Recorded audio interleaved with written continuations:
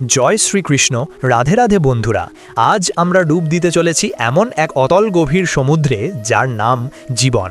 এই জীবনের তড়িতে আমরা সবাই এক একজন যাত্রী, কিন্তু আমাদের মনে মাঝে মধ্যেই একটা প্রশ্ন জাগে, এই তড়ি কি সত্যি আমি চালাচ্ছি, নাকি কোনো অদৃশ্য মাঝি আড়াল থেকে এর হাল ধরে আছেন? বন্ধুরা, আমাদের বিশাল অডিও বুক সিরিজের যাত্রা আজ শুরু হচ্ছে।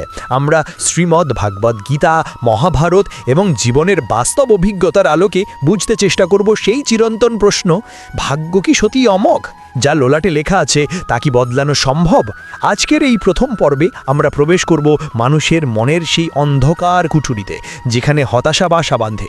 আর আমরা বোঝার চেষ্টা করব ভাগ্য বা নিয়তি আসলে কি, এবং কেন ভগবান শ্রীকৃষ্ণ অর্জুনকে কুরুক্ষেত্রে ভাগ্যের কথা শুনিয়েছিলেন। গভীর মনোযোগ দিয়ে শুনুন, কারণ আজকের এই আলোচনা হয়তো আপনার জীবনের মোড়টাই ঘুরিয়ে দিতে পারে। চলুন একটা দৃশ্য কল্পনা করি। ভাবুন, আপনি একটি ট্রেনের যাত্রী। ট্রেনটি একটি নির্দিষ্ট লাইনে চলছে। আপনি চাইলেও ট্রেনটিকে লাইনচ্যুত করে অন্য পথে নিতে পারবেন না। ট্রেনের এই নির্দিষ্ট রুটই হলো আপনার ভাগ্য বা নিয়তি। আপনি কবে জন্মাবেন, কার ঘরে জন্মাবেন, গায়ের রং, পরিবার, এই সব হলো ট্রেনের আগে থেকে পাতা লাইন।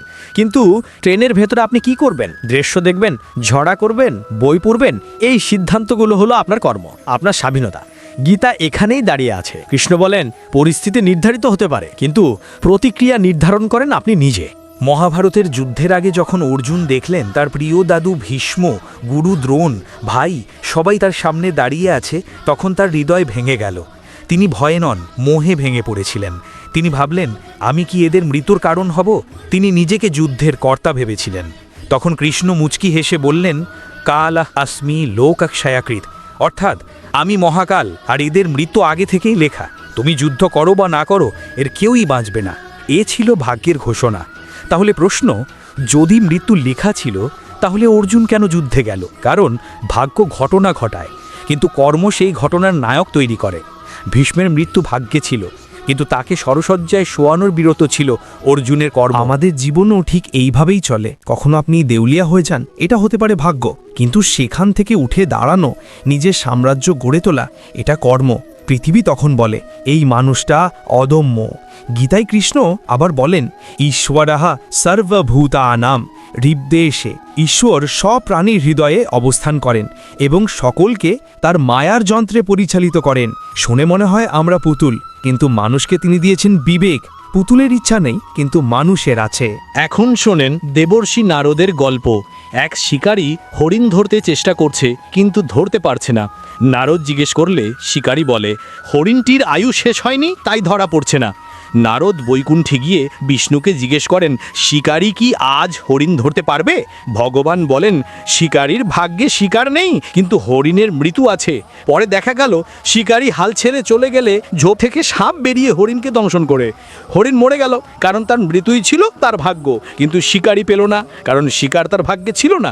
গল্পটি শেখায়, কর্ম বৃথা যায় না, কিন্তু ফল সব সময় সঙ্গে সঙ্গে পাওয়া যায় না। ভাগ্যের তিন উপাদান, প্রারব্ধ, ক্রিয়মান এবং সঞ্চিত কর্ম, এই তিনের মিলেই জীবন চলতে থাকে। ভাগ্য হলো নদীর স্রোত, আর আপনার চেষ্টা হলো সাঁতার। স্রোত অনুকূলে হলে সহজে এগিয়ে যাবেন, প্রতিকূলে হলে কষ্ট হবে, কিন্তু সাঁতার থামানো যাবে না, কারণ আপনি সাঁতার কাটতে থাকলে আপনার শক্তি বাড়ে, চরিত্র গড়ে আছে, আর ঈশ্বরও কৃপা করে স্রোতের দিক বদলে দিতে পারেন। আজ সমাজে আমরা দেখি অযোগ্য মানুষ ক্ষমতায় আর যোগ্য মানুষ কষ্টে, কিন্তু এই সবই পূর্ব কর্মের ফল।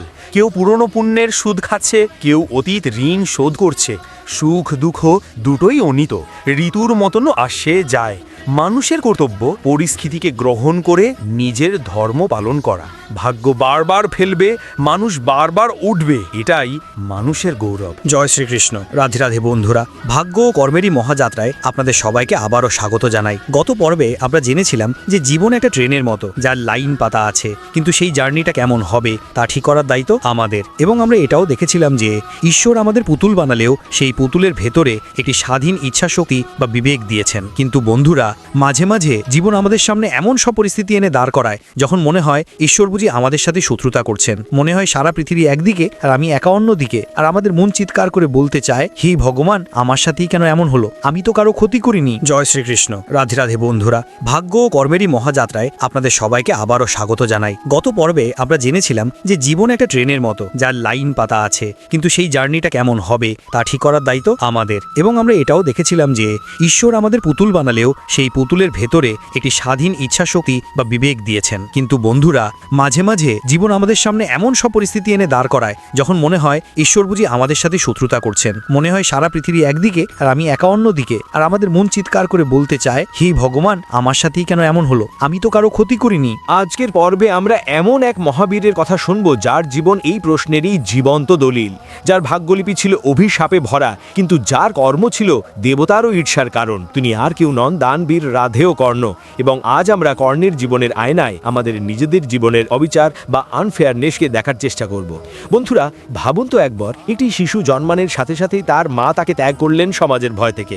শিশুটির শরীরে জন্মগত কবচ কুণ্ডল ছিল যা তাকে অমর করতে পারত, কিন্তু ভাগ্য প্রথমেই তার কাছ থেকে মায়ের কোল কিনে নিল এবং সে ভেসে চলল নদীর জলে। রাজপুত্র হয়ে জন্মালেও তার পরিচয় হলো সুতপুত্র বা রথচালকের ছেলে। এটাই ছিল তার ভাগ্যের প্রথম আঘাত। ললাট লিখুন দেখুন, সূর্যদেবের পুত্র রাজকীয় রক্তধারী সেই যোদ্ধাকে সারা জীবন শুনতে হয়েছে, তুমি নিচু জাতের, তুমি প্রতিযোগিতায় অংশ নিতে পারবে না। আমাদের জীবনেও তো এমন হয়, আমরা যোগ্য হওয়া সত্ত্বেও পারিবারিক ব্যাকগ্রাউন্ড, টাকার অভাব, গায়ের রং, সমাজের চোখ, এই সব কারণে সুযোগ পাই না। আর মনে হয় ভাগ্য কেন এত নিষ্ঠুর। কিন্তু কর্ণ হার মানেননি। দ্রোণাচার্য তাকে প্রত্যাখ্যান করলে তিনি গেলেন পরশুরামের কাছে এবং মিথ্যা পরিচয় দিয়ে অস্ত্রবিদ্যা শিখলেন। কিন্তু ভাগ্য তাকে সেখানেও ছাড়ল না। শিক্ষা শেষে সত্যপ্রকাশ পেতেই পরশুরাম অভিশাপ দিলেন, যে বিদ্যার জন্য তুমি মিথ্যে বলেছ, ঠিক যখন তোমার এই বিদ্যা সবচেয়ে প্রয়োজন হবে তখন তুমি তা ভুলে যাবে। এরপর আবার এক ব্রাহ্মণের অভিশাপ, যুদ্ধে তোমার রথের চাকা মাটিতে দেবে যাবে। মনে হবে যেন বিধাতা নিজেই কর্ণের পতনের চিত্রনাট্য লিখে রেখেছেন। কিন্তু তিনি কি বলেছিলেন, আমার ভাগ্য খারাপ, আমি আর লড়বো না? না বন্ধুরা, এখানেই কর্ণ সাধারণ মানুষ থেকে মহামানব হয়ে ওঠেন। কর্ণ জানতেন তার ভাগ্য তার বিরুদ্ধে, জানতেন রথের চাকা দেবে যাবে, দিব্যাস্ত্র ভুলে যাবেন, এমনকি জানতেন তিনি ভুল